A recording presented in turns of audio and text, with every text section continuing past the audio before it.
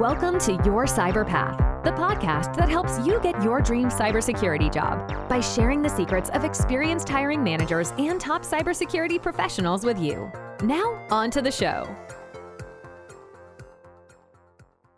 Hi, everyone. Welcome to Your Cyber Path. My name is Kip Boyle, and I'm here with Jason Dion. Hey, Jason. Hey, Kip. Great to be here again. It's great to be with you. And listen, I am about to enjoy the wonderful summertime experience in Orlando. And I was looking at the weather app the other day, and it was 55 degrees in my house. It was 95 degrees at your house. And I was just like, oh my gosh, I don't know if I'm ready for this, but I'm going to do it anyway.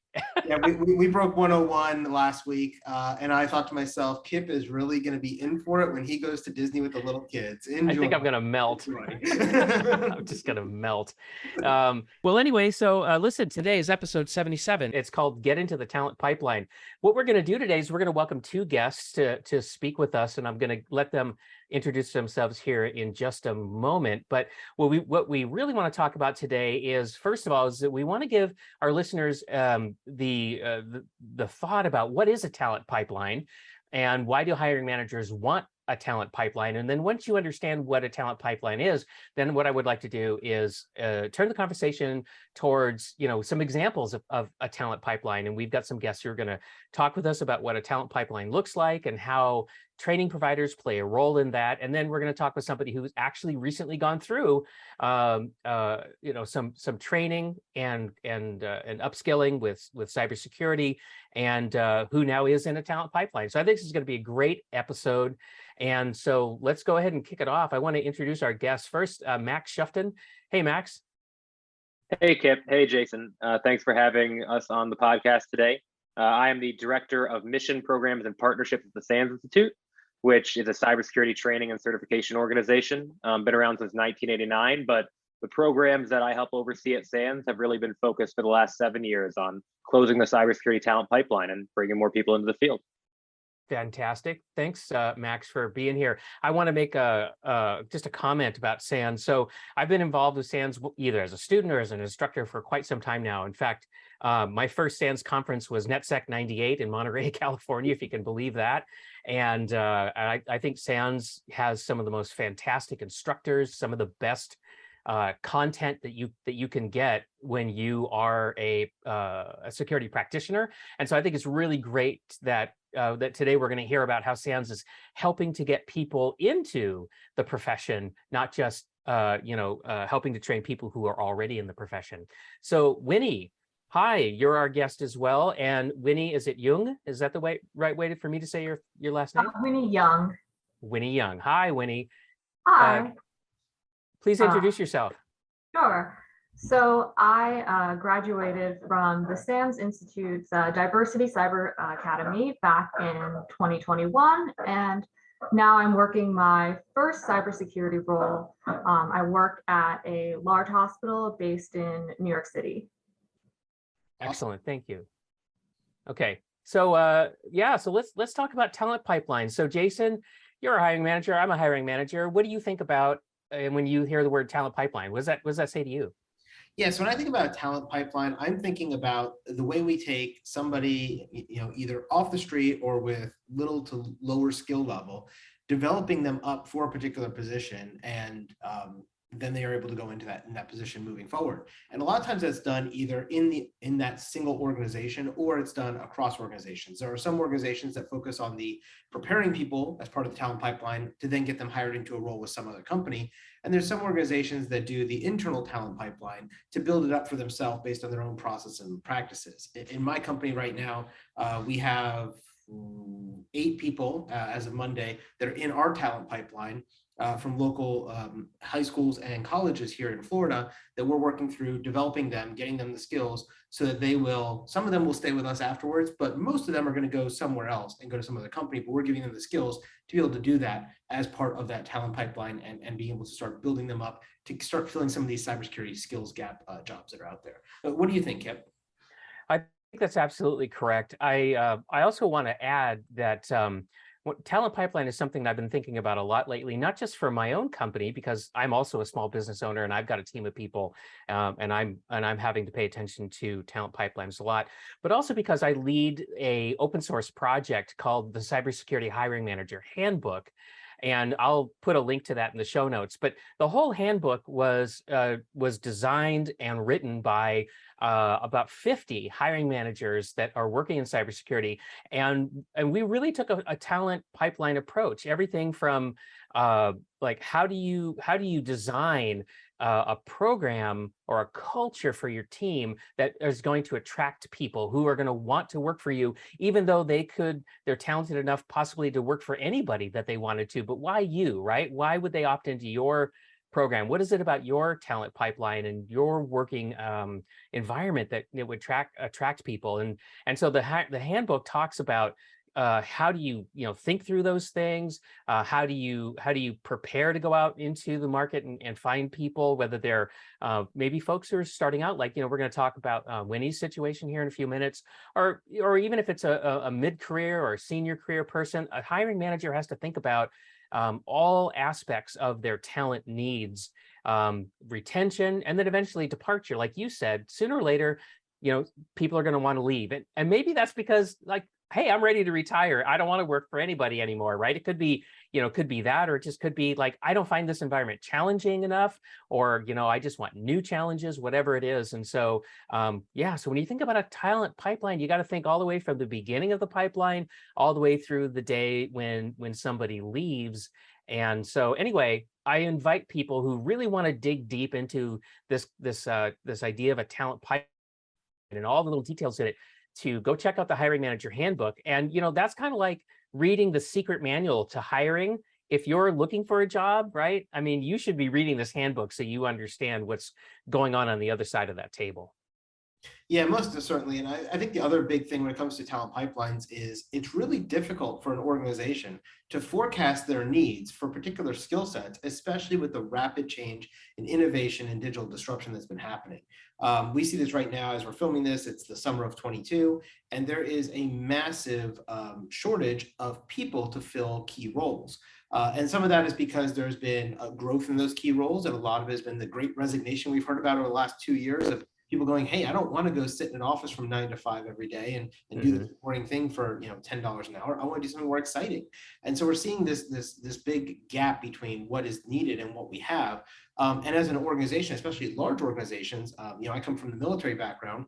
They're trying to plan out what are they going to need in 5 years, 10 years, 15 years. And it's really hard to read the tea leaves and do that kind of guessing that far out. And if I need somebody who has 15 years of experience as a E8 in the Navy, for instance, I can't hire them yesterday. I have to hire them 15 years ago and do all that talent and development to get them to that 15-year point. In the civilian world, it's a little bit easier because you could say, oh, there's this 15-year guy who's getting out of the Navy. Let me hire him, and now I've got this 15-year experienced person. But those are some of the things that you think about when you start thinking about how does your organization attack talent management, and are you doing it from a pipeline where somebody's going to start out at the mailroom and work their way up to CEO, or are we going to let people jump in at the middle with certain skill sets? Right. And you can do that a lot based on the training organizations you're working with. Or are we going to partner with an organization like SANS? Right. Yeah. So Max, let's talk about how your organization plays a role in the talent pipeline, like sort of like the bigger picture talent pipeline, right? Because you're not just thinking about one employer for your programs, are you? Like, so talk to us about, how do you guys think about your role in the talent pipeline? Yeah, we see SANS as part of the solution to helping close the talent pipeline. It's not the end all be all solution, nor should it be. But we see SANS as a conduit by which people can gain the skills they need to be able to perform jobs on day one, whether that's at an entry level or a more advanced level or an intermediate level. And for these types of programs, it's typically at that entry level. So about 7 years ago, our founder had the idea of, had been talking with some folks in the US Air Force who had communicated, a lot of individuals had a military occupation in communications, but couldn't translate that into a civilian job in cyber. And so they came up with the idea of this program, Vet Success, where using an aptitude test, using some interviews to gauge people's passion and dedication. If we found folks with high aptitude, problem-solving ability, things like that, as well as the dedication, they could go through several industry training courses, starting at the entry level and maybe going into incident handling or security operations, get the associated certifications to prove they've mastered those skills to employers and get jobs in security. So we tried that out in 2015 as an idea. We had about 80 applicants from the US Air Force who were transitioning out. 18 folks got selected for the program, and all 18 got certifications, but more importantly, all 18 ended up with jobs in cybersecurity. Typically security analyst, SOC analyst type roles, 70 to 100K salaries, a few a little higher, a few a little lower, but generally we saw that this model could, we were onto something. If you can find people with that mindset and with that passion and train them up, you can bring them into the field. And so over the last 6 years, since 15, we've really focused on adding more programs, focused on diversity, equity, inclusion, some in SANS name, some with partners where they wanted to start their own programs using this model. Sometimes they're using SANS training, sometimes SANS training and other training providers as well. But the whole idea of to fill the gap, we can't just have employers hire from each other. We need to bring net new folks into the field. And if you can find them with aptitude and find them with passion, they're likely going to do well. Yeah, and you guys have a number of so first of all, you have a number of programs. So first of all, is it called Vet Success? Is that right? That was the first academy program we started. Yep, back in 2015. Right. Okay, so just so you know, you're on a podcast now with at least 2 other veterans. I don't know if are you a veteran? I am not, no. Okay, well, Jason and I were in the military. We were on active duty, and we definitely pay attention to all these different programs to help military members transitioning, right? So, Jason, what's the name of is it Skills Bridge? Is that one of the other ones? Yeah, so the newest program, there's 2 new programs out there. The newest one is Skill Bridge, DoD Skill Bridge. And in fact, I have 4 people on my team right now that are on DoD Skill Bridge. And this is a program that for the last 6 months, somebody is in the military, they can go work at a civilian company to start closing that talent gap, right? So I've got 2 Air Force, 1 Army, and I think 1 Marine, 1 Navy guy on our staff that are currently on the Skill Bridge program. And they come to work just like any of our other employees. They get training, they get certifications. We help them learn how to be developers or cybersecurity analysts. And then at the end of the 6 months, we can either hire them on or help them get placed into another role. That's one of the big programs out there now. It's a really great program for anybody who's an employer out there. You should definitely look into it because it's a great way to help service members as well as help your own company, because you're not paying their salary for that 6 months. The military is. They're still active duty folks getting their active duty entitlements and pay, but they're working for you every day. That's their job for that last 6 months. And then the other program that's out there right now, which probably SANS, I'm guessing is probably a part of it, is called Vet Tech, which is through the Veterans Affairs Association. And that's for people who have already separated out of the military and are either disabled or honorably discharged veterans. And that helps them go through different talent pipelines to gain certifications, industry credentials, degrees, and things like that. So in a technical role, so they can get one of these cybersecurity type jobs that are out there. Yeah, that's thank you for mentioning that. So Max, if you don't know about Vet Tech, have you heard of that before? I have, yeah. I won't get into the minutia. We are not part of the Vet Tech program. We've collaborated with Vet Tech. With SkillBridge and TAP, we have also collaborated, and we've formally partnered with individual installations. Partnering with that program nationally is a little trickier because there's certain types of standardization you have to have, and whether it's online or in-person training, and we like to have flexibility there. So what we've ended up doing is partnering formally with certain bases and then doing more of cross-promotional activities with the 2 programs writ large. Well, that's fantastic. I'm glad to see that you're involved somehow, that SANS, is playing a role in there. So anyway, so if you're listening to this podcast and you are a veteran, whether you're wanting to prepare yourself for your separation from service, or maybe you're already separated and you're just trying to figure out how to, get into your next thing, the big takeaway for you is there's a talent pipeline and there's lots of programs to help you get into a talent pipeline. So let's talk about some of the other SANS programs, Max. So you were mentioning to me before, one of the very basic things you guys offer is called Cyber Aces. Is that right? Yeah, so this actually even predates the academies. We have a free open course, or a massive open online course, I think often called a MOOC for short, called Cyber Aces Online. I think it's at sans.org/cyberaces now. And it's really just about 25 to 30, depending on your pace, free hours of free training in networking, sysadmin, and operating systems, kind of the core building blocks in IT that relate to cybersecurity. Years ago, that was part of various competitions and state-based initiatives, but around 2014, we decided that it was just going to be kind of an open library. Anyone who wanted to access this training could. You don't have to have a SANS account to access it. You can just watch the videos on YouTube, download PDFs that go with it, do labs at home, and start to kind of, make your way toward this field. And we see that as a great tool to bring people toward the field, and encourage them to pursue further training, education, or careers. Yeah. So, Jason and I talk with people who are trying to move into cybersecurity all the time. And there's this great sort of catch-22 where it's like, in order to get a job, you have to have experience, but in order to get experience, you have to have a job. And so, we're always looking for programs that we can recommend to people on a self-study basis or whatever. And one of the things that I tell people is, there's a lot of virtual internships out there. CyberAces isn't an internship, but it is a program where you're going to learn some practical things. And I encourage people to put these accomplishments on their LinkedIn profile, right? Just to kind of help make it clear to potential employers that, hey, I'm serious. I'm highly engaged, right? I'm passionate, because I think that's one of the really, really key ingredients for a great person that you want in your talent pipeline. So Winnie, would you remind me, when you went through SANS, you went through a diversity, equity, and inclusion program, is that right? Yeah, the Diversity Cyber Academy. Diversity Cyber Academy. Great. Could you tell us a little bit about what that was like for you? Sure. So the Cyber Academy include, I think it's about, you got 6 months to take 3 SANS courses and its corresponding certifications. The first 2 courses are like prerequisite courses. I believe the first one was Security Essentials, and the second one was, I forgot the title, but it's the SANS Incident Handling course. And the third one was an elective. And I had a hard time choosing one, but I went with the Web App Penetration Testing course. Oh, excellent. Okay, and it took you, you said that's 6 months of work, is that right? Yeah, so 2 months for each course, 2 months to actually get all the material done and take the certification exam. But of course, if you needed more time for whatever reason, the program would give it to you. Were you moving through the program in more of a cohort or on your own?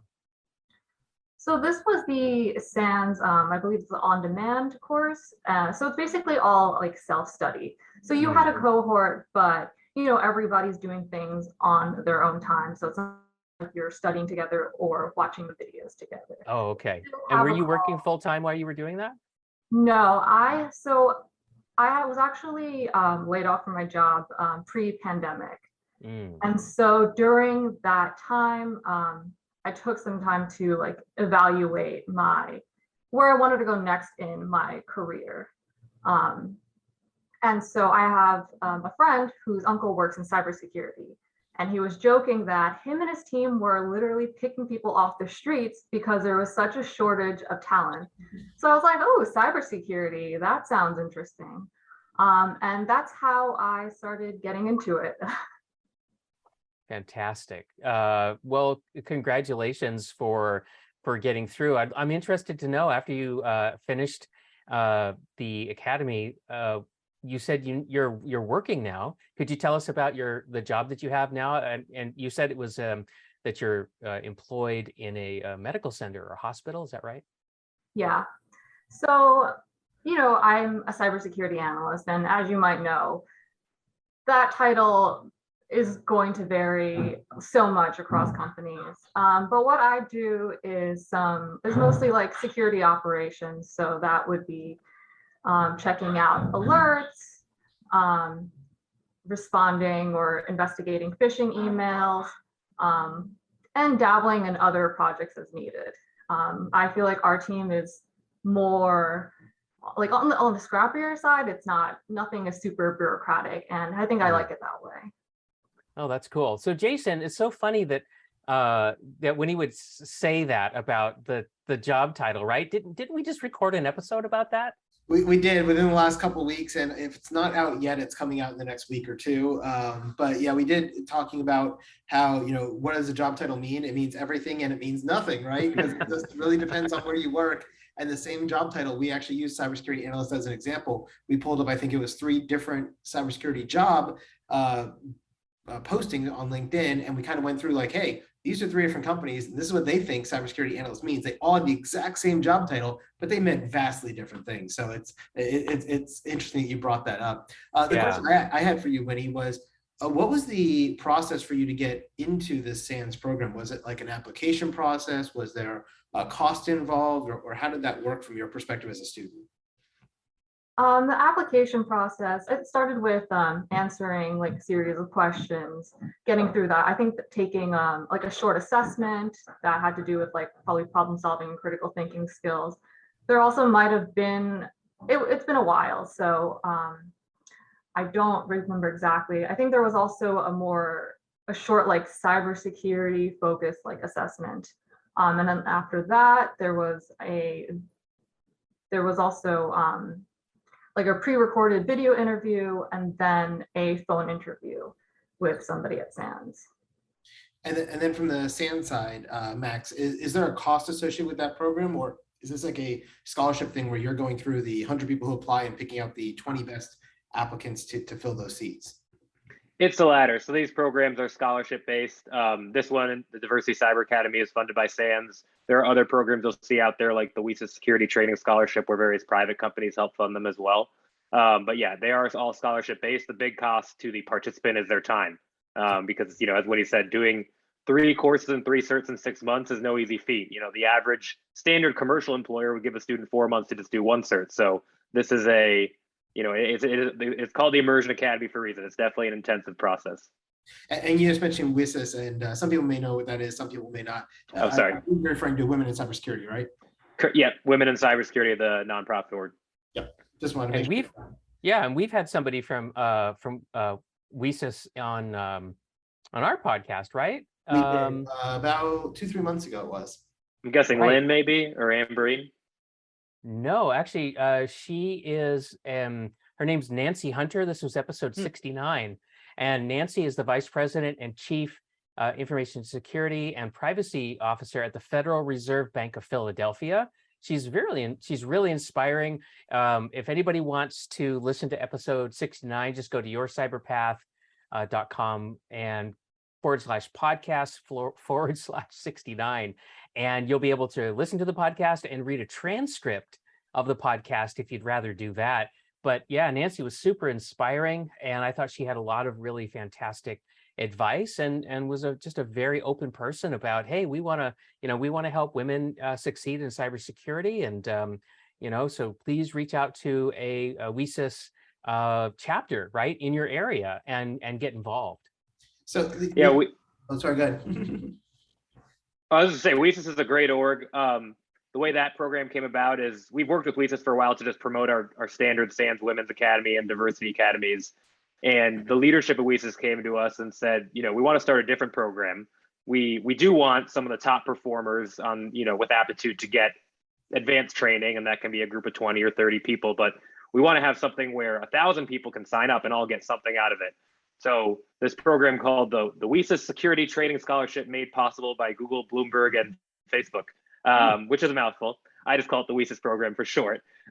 It's a multi-stage program. So everyone who signs up gets to play a CTF, very beginner level in nature. So the first half of the CTF, you don't even need a virtual machine. You're using like developer tools in your browser, trying to find little, anomalies in the page code and things like that, doing Caesar ciphers, using external websites. But then, so everyone gets that stage, and then various stages later, students get to play more games. Some get to take some foundations training, and then at the end, they do have the kind of academy model where those who do the best in those previous stages get to take 3 or 4 training courses. Awesome. And so the program, for instance, that Winnie went through, she went through the application process. She was selected through the scholarship program. She got to go through and do those 3 courses.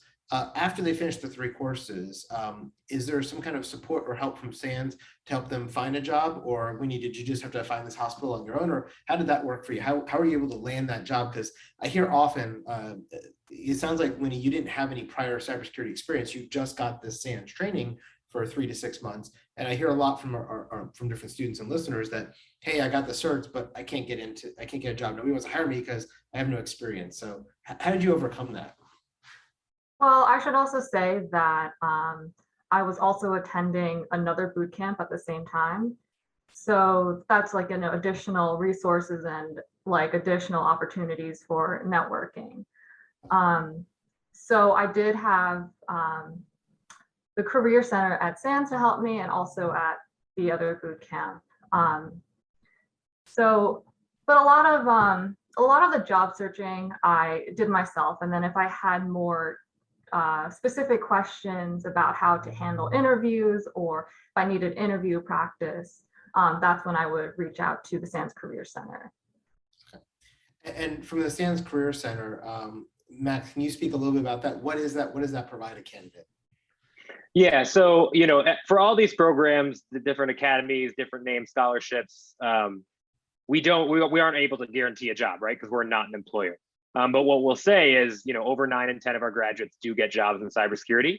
Sometimes that's, working on their own. Sometimes that's working through the SANS Career Center. Sometimes it's using other, education they're going through to do networking.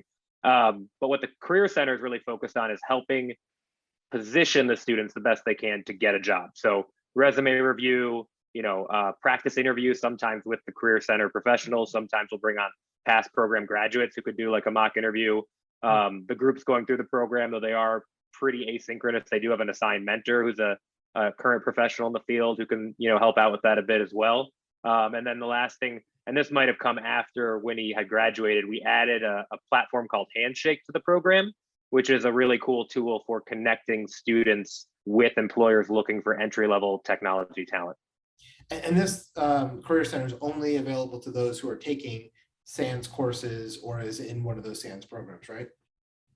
For the academies, yes. And then we also, SANS.edu recently launched some undergraduate programs, so they have access to the same Career Center. So the biggest benefit of that at the end of the day is we went from a team of 1 career services professional to 3 with some more platforms available. So we've kind of got these undergraduate students on the EDU side, and then the SANS.org side, the academy students all using the same team and platforms. Awesome. Okay, excellent. And then Winnie, you've been in your job now as a cybersecurity analyst for how long? For about 3 months. 3 months. Oh, you're fresh. But 90 days is a good amount of time to really get a feel, right, for what's going on. What do you find the most challenging? Oh, for sure, understanding the environment, especially because I'm new to healthcare also. So there are a lot of things in that space that I haven't quite gotten a grip on yet.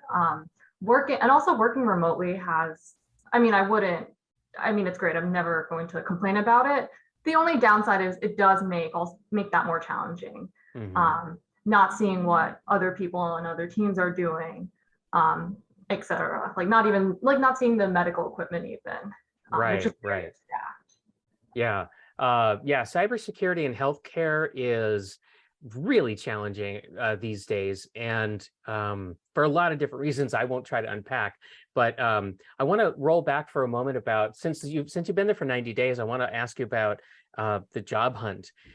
You mentioned that when you all different things that you did on the job hunt. How did you find this one particular opportunity, and what was it like going through the interview process? So I found that job through LinkedIn. And the interview process it's funny because a week prior to the interview for the job that I had now, I had another interview that went pretty badly. And so when this interview came out, I was like, oh, but then I actually was much more comfortable.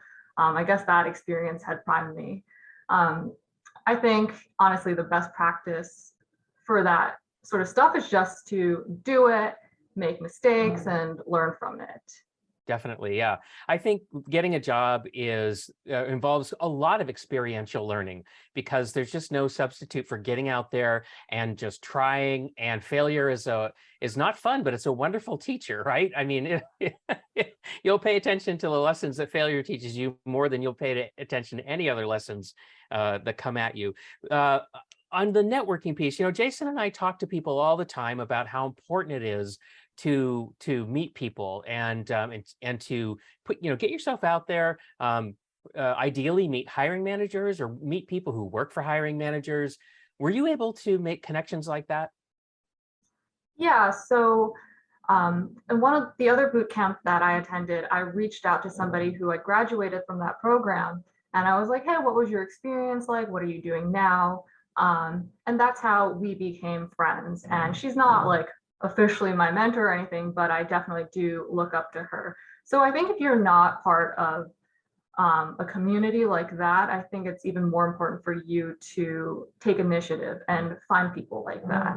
And I don't mean like spamming LinkedIn, but finding someone whose career you're interested in and having specific questions for them. So you're not just like, hey, how do I get a job? Yeah, that's a little. I know we've talked about this one before too, but what's your favorite way to ask somebody if they'll be your mentor or to answer some questions for you? You're asking me, Jason? Yeah, I know you've covered this before, so. Yeah. Well, like Winnie says, what you don't want to do is walk up to them and say, "Hi, will you be my mentor?" I mean, that's just too transactional. You don't want to do that. It's awkward and uncomfortable for everybody. If you think you would feel awkward and uncomfortable doing it that way, imagine what it would sound like if you heard that from somebody. Just think of it as any relationship, anybody that you'd like to get to know, right? Look for common interest. That's the first step. Look at their LinkedIn profile. If this is somebody who has spoken publicly, if they have YouTube videos or if they have a blog, watch the videos, read the blog, find something in common. It could be something like having gone to the same school or having read the same book. It really doesn't matter, but just find something that you have in common and then reach out to them and talk with them about that thing that you have in common, and just see if there's a fit. And if there is a fit, the conversation will go from there. And don't ask them, flat out for, "Will you give me a job?" That's an request to mentor. Rather, what you would say is, "Hey, I'm looking for a position. This is the position that I would like to get. Do you know anybody who is trying to hire somebody with my skill set?" Or you could say, "This is the job that I want to get. What advice do you have for me so that I can become an irresistible candidate to a hiring manager?" Right? So that's the way you want to do it. It's really what I would call a soft ask. You're going to be way more successful with that. Would you add anything, Jason? Yeah, I was gonna say the only other thing I would add is that what I've seen work really well is people like to talk about themselves. So if you find somebody who is, what I always look for in a mentor is somebody who is 1 to 2 steps ahead, doing the thing that I want to do. So I would find somebody like that and I would say, "Hey, I see that you are in XYZ position. I'm hoping one day to be in that position too. Can you tell me about how you got there? I'd love to buy you coffee for 15 minutes and just hear your story," right? And invariably, when you do that, they're going to talk for about 10 to 15 minutes during that thing, because people love telling their own stories. They love talking and hearing their own voice. I mean, that's why we do this podcast, right, Kip? Because we love to talk. Great. Now I'm outed. I can't do this podcast anymore with you. Yeah, but over those cups of coffee and stuff, you can build that relationship, and that could turn into where they go, "Oh, you know what? I heard my buddy over at XYZ firm is hiring. Maybe be a good fit for that." But by doing that in a real natural, I really want to hear about what you did, because that way I can emulate it myself. I found that to be very effective. I know for me, I get asked at least 5 times a day, "Hey, tell me how I can get into cybersecurity," right? Or "Will you review my resume? Will you?" And it's like, no, I don't have time. I can't do that for everybody. So every resume review I do is 30 to 60 minutes, and 5 hours a day, I would get nothing else done. Go call Kip, Jason says, right? Don't call Kip instead, don't call Jason. But if you had called me up and said, "Hey, I'd really like to hear how you got your first cybersecurity job," I'd probably be like, "Yeah, I have to grab a coffee anyway. Let's just go down the street, grab some coffee." Yeah. Right. So yeah, I find those kind of if you can get them out of the business sense and, do it over lunch, do it over coffee, tea, whatever your favorite choice is, that tends to bring the guard down a little bit. And you're going to be able to ask questions along the way as they start saying, well, I got my first job because I got this cert. Well, do you think that cert is still important these days? No, that was 20 years ago. Nobody cares about that cert anymore, right? Now they all care about this cert, right? Or whatever it is. And as you're going through hearing their story, you can kind of ask those questions and gain the information you need. That's fantastic. And actually, I don't know if you realize that, you probably do, but you've actually pulled a chapter out, or at least one chapter out of a book called How to Win Friends and Influence People by Dale Carnegie. And I recommend that book to people who are just struggling with this idea, right? How do I even begin? There's a lot of people that have social anxiety and they just don't know how to do this. And so thank you for adding that. I really appreciate it. So, we're coming to the end of our time here on the episode. I would like to give Winnie and Max a last, an opportunity for a last word. So, Winnie, what advice would you for somebody who's listening to this episode right now and is trying to break into cybersecurity and they don't know what the next step is? What would be a good next step for them? Well, I would tell them that cybersecurity as a field is so broad. There's a place for everyone. If you don't come from a technical background, you don't need to feel intimidated. I mean, these are things that you can learn. Maybe you just haven't had the chance to learn. Maybe the way that you have learned in the past wasn't effective for you, but there is definitely a way. And even if you don't know what the next step is, just don't overthink it. Just keep doing things, because after a year passes, you'll be able to back at your progress and everything will make much more sense. So yeah, just keep going at it, keep learning things, keep talking to people, and don't be too hard on yourself. Thanks, Winnie. So Max, one of the things that people can do is connect with SANS, right? If they would like to get some training, to get some skills. So Max, same question to you. If somebody's listening and they don't know what their next step is, what's your suggestion? Yeah, my suggestion would be be persistent. And what I mean by that is, kind of echoing a little bit what he said, find different avenues for learning, whether it's applying to one of these SANS scholarship programs, whether it's doing something like Try Hack Me or learning on YouTube, using Cyber Aces, which you talked about. All of those different types of endeavors will help you gain some knowledge. And employers, whether you go through a SANS training program or another vendor certification, at the end of the day, they're going to not just ask you about your certifications. They're going to want to know what you've been doing to try to get in the field. How have you been spending your time? What new are you keeping up with? What books or podcasts are you following? What open course learning are you doing online? And so if you take that action and you're persistent and you're tenacious, you'll find the pathway into this field. Because hopefully we can get to the point at one day where, I don't know if it was uncle's friend who said, they were just hiring people off the street. Hopefully at one point we won't be doing that. There'll be enough graduates coming through reskilling and talent pipeline initiatives to fill the open roles. Yeah, this is a time in this career field's history where not only is the demand high, because it's been high for years, but I've never seen so many organizations and so many resources being made available to help people, whether it's scholarships or specific programs. Winnie, I think, did a wonderful job of availing herself of scholarships and programs, but there's just so much out there for people. And yeah, definitely go see what's available and take full advantage of it. I've talked enough. Jason, do you have a last word for us? No, I think we've covered it all. I just wanted to thank Max and Winnie for joining us today on the podcast. I think they showed us some great programs that are available and some great alternative ways to get into the industry. If you are starting out and you're like, hey, I've got no experience, I don't know where to start. There's some great places you can start, and going through some of these programs that have these career services to help you try to land that first job is helpful. But just remember, it's, as Max and Winnie even said, the SANS Career Institute is great, but they're not going to place 100% of the candidates. That's not their role. Their role is to help people get trained up, and you're going to have to do a lot of that work, just like Winnie did, to find those open positions, apply for those open positions, and then get hired into those open positions. So the good news is, here in 2022, there's a huge demand. So there is a lot of open positions available. And you'll probably hear no, 10, 50, 100 times before you hear yes, but there's a position for you. So, keep applying and keep working towards that. That said, as with every episode, you could check all of the episode notes at yourcyberpath.com/ and the episode number. And you can also go to yourcyberpath.com to sign up for Kip's Mentor Notes. Kip's Mentor Notes are a great email resource that comes out every other week. It gives you different information on different news events that are going on. They're very short, they're very practical, and they'll keep you in the loop of what's going on in the cybersecurity industry. So I recommend going to yourcyberpath.com and signing up for those mentor notes today. Other than that, we will see you next time on Your Cyber Path. Thanks, everybody. Bye. Thank you. Thank you. Thank you for listening to this week's episode of Your Cyber Path. Don't miss an episode. Press the subscribe button now.